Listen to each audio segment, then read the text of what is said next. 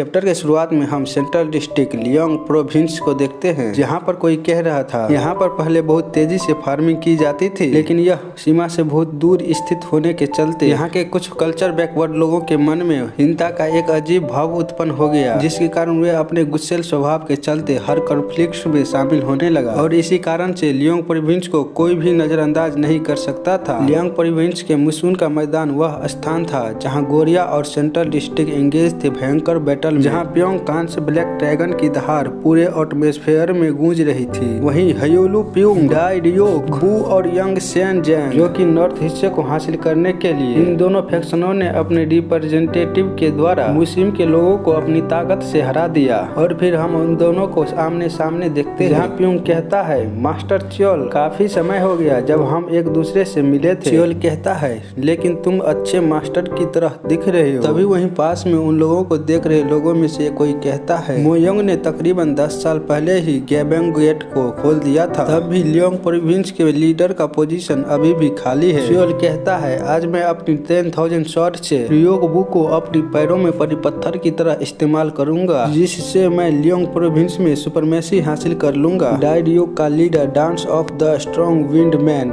जियोक सेंग कहता है, क्या हमें इतनी बातें करनी चाहिए? पास्ट में सेंट्रल डिस्ट्रिक्ट और गोरियो ने अपनी ब्लड बैटल में अंतहीन ब्लड और आंसुओं को बहाया था, और आज मैं उसी प्योंग ह्यूंग की जमीन को योंग सिंह के खून से सींचूंगा। इतना सुनते ही सारे लोग डाई डियोक के नाम के नारे लगाने लगते हैं। उसी समय सीन कट होकर हमें एक बूढ़े भिखारी को दिखाया जाता है, जो शराब पीते हुए कहता है, ये बूढ़ा भिखारी अब ऐशो आराम की जिंदगी जी रहा है। उनका कहना है कि डाई डियोक वू और योंग सिन जोंग के लीडर इसमें सबसे बेस्ट है, वे जरूर अपने रेपुटेशन के साथ जी रहे हैं। यह सुनने के बाद कि यह दोनों बिजनेस के लिए नीचे उतर रहे हैं, क्या यहाँ तक पहुँचने के लिए 1000 मील दौड़ना वर्थित है? वापस हम बैटल को देखते हैं, जहाँ दोनों के स्वॉर्ड टकरा रहे थे, जिससे काफी प्रेशर निकल रहा था। मास्टरमैन के मैचलेस फोर्स और मास्टर च्योल के ड्रैगन स्वॉर्ड जब आपस में टकराते हैं तो देखने से ऐसा लगता है मानो जमीन कांप रही हो, जिसे देख वह बूढ़ा भिखारी कहता है, अब कहने में थोड़ा मुश्किल होगा कि दोनों में कौन टॉप पर जाएगा। और हाँ, ये बूढ़ा भिखारी public leader iron man Hong मू ग्यू है, हम इसे होंग कहेंगे। और वही देखने वालों में से एक कहता है, किसी को लड़ते हुए देखने से अच्छा और क्या हो सकता है। दूसरा कहता है, मैं अपनी पब्लिक डाटा में इस फाइट के रिजल्ट को रिकॉर्ड करूंगा। तभी वहाँ कोई आता है, जिसे देख बूढ़े होंग की आंखें बड़ी हो जाती है, और वह कहता है, मैं बाधित हूँ इस फाइट को देखने के लिए, यह कैसा चल रहा है। मैं खुद पर गर्व करता था एक स्ट्रॉन्ग ऑब्जर्वेशन मैन के रूप में, लेकिन मुझे पता ही नहीं चला कि वह कब मेरे इतना पास आ गया। यह क्या है? मुझे इतनी बेचैनी क्यों हो रही है? क्या मैं बूढ़ा हो गया हूँ इसलिए, या फिर यह दुनिया? इतना कहते हुए इसके चेहरे को भी देख पाते हैं, जो डर के चलते काफी घबराया हुआ था। वापस फाइट की ओर देखते हैं, जहाँ वही दोनों में से एक ड्रैगन स्वॉर्ड, दूसरा मैचलेस फोर्स चिल्लाते हुए आगे बढ़ रहा था और एक दूसरे के साथ टकरा रहा था, जिसे देख वही अनजान पर्सन कहता है, तो यही सेंट्रल डिस्ट्रिक्ट के फोर्सेस है। मैं इसको एंजॉय कर सकता था अगर यह सामान्य स्थिति होती तो। लेकिन इतना कहकर वह अपनी हाथों में एनर्जी लाने लगता है, लेकिन तभी उसके सीने में दर्द होने लगता है, जिसे वह पकड़ते हुए कहता है,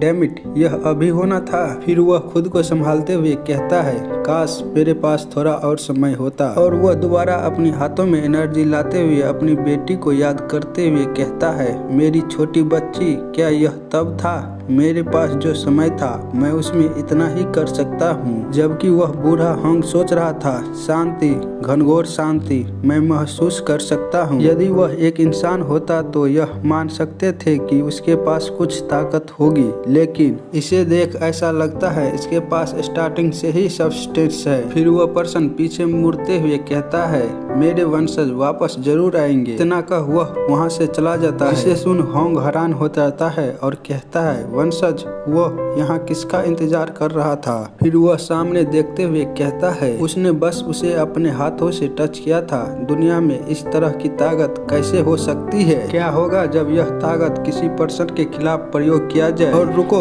उसके उन आखिरी शब्दों का क्या मतलब था कि कोई वंशज आएगा? फिर सीन कट होकर हमें गोर्जियो के खूबसूरत खूबसूरत पहाड़ियों को दिखाया जाता है, जो कि एक गामा प्लेटियो और दूसरा नांगग्रिम माउंटेन होता है, जहाँ के चोटी पर लगे पेड़ पर कोई बैठा कह रहा था, क्या खूबसूरत दिन है और हवा भी अच्छी बह रही है, जिंदगी कितनी अच्छी है। और आपको बता दूं, यही हमारा मेन कैरेक्टर डैन सायू है, तो इसे अब से हम डैन कहेंगे। तभी उसे कोई आवाज पुकारते हुए कहता है, डैन क्या तुम फिर से वहाँ ऊपर हो? डैन उस आवाज की ओर देखते हुए कहता है, क्या नूना तुम ऊपर आना चाहोगी? नूना कहती है, नहीं, तुम फिर ऊपर वहाँ चढ़ गए। हालांकि मैंने तुम्हें इससे पहले भी बताया था कि यह कितना खतरनाक हो सकता है। फिर हमें उस लड़की को दिखाया जाता है जो काफी क्यूट होती है और उसका नाम गुंग म्यू होती है, लेकिन हम इसे नूना ही कहेंगे। फिर नूना कहती है, मैं उन जैसी ऊंची जगहों पर नहीं चढ़ सकती हूँ, हमारे गाँव में तुम संभवतः अकेले हो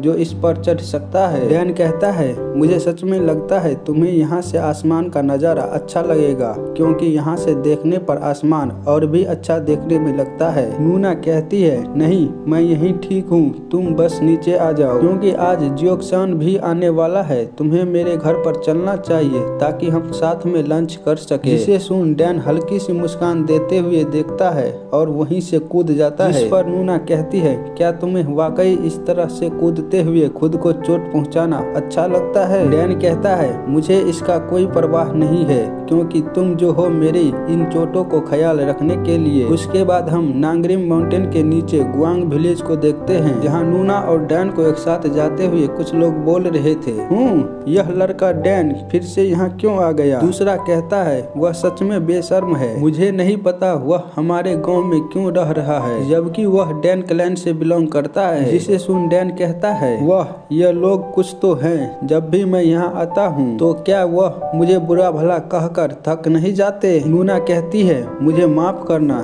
चलो जल्दी घर चलते हैं। तभी रास्ते में जाते हुए दोनों के सामने कोई आते हुए कहता है, नूना क्या तुम फिर से उस लड़के डैन के साथ घूम रही हो? नूना कहती है, सू ड्यूक तुम हमारा रास्ता क्यों रोक रही हो? ड्यूक कहता है, नूना तुम पहले से ही शादी लायक हो गई हो, लेकिन अभी तक अपने लिए कोई हस्बैंड नहीं खोजा है, क्योंकि तुम इस लड़के डैन के साथ घूमती हो, सही कहा ना? डैन कहता है, गांग सू ड्यूक पहले तुम्हें खुद को देखना चाहिए, जो आज भी 8 साल छोटा बच्चा है, जो अब तक खुद से टॉयलेट और पेशाब नहीं कर सकता। यदि तुम शादी करना चाहते हो तो क्या तुम्हें अपना अधिक ध्यान नहीं रखना चाहिए? जिसे सुन ड्यूक डैन का कॉलर पकड़ते हुए कहता है, कमीने तुमने क्या कहा? क्या तुम अपने फादर से दूसरी जिंदगी में मिलना चाहते हो? मैंने सुना है तुम्हारा बाप भगोरा था, एक भगोरे के बच्चे को इस तरह बात करने की हिम्मत कैसे हुई? और मैं तुमसे 1 साल बड़ा हूँ, ठीक है? नूना कहती है, उसे छोड़ दो, बस हुआ। लेकिन वह नहीं छोड़ता तो उसके पीछे कोई इविल सा चेहरा बनाते हुए कहता है, ड्यूक ह्यूं क्या तुमने सुना नहीं? इसे सुन ड्यूक की तो भाई साहब पूरी तरह हिल गया था, लेकिन तब तक बहुत देर हो गई थी,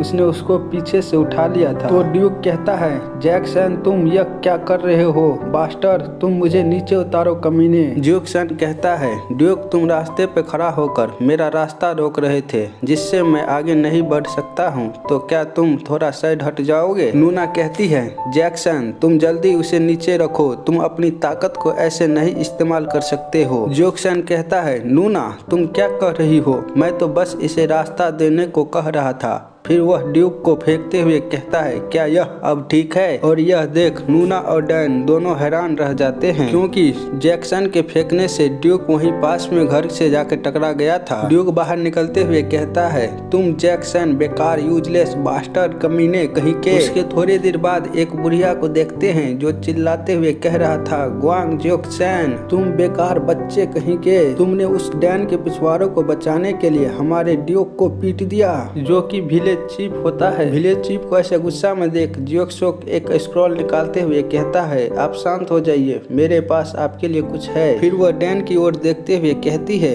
ओह क्या तुम्हारा ही नाम गैंग या डैन है? इसे बेचारा डैन सुनते हुए कहता है, विलेज चीफ। तो नूना कहती है, आप शांत हो जाइए विलेज चीफ, इनमें इन दोनों की कोई गलती नहीं है। फिर जियोक्सोन उसी स्क्रॉल को आगे करते हुए कहता है, यूंग री नीम ने यह आपको देने के लिए कहा था,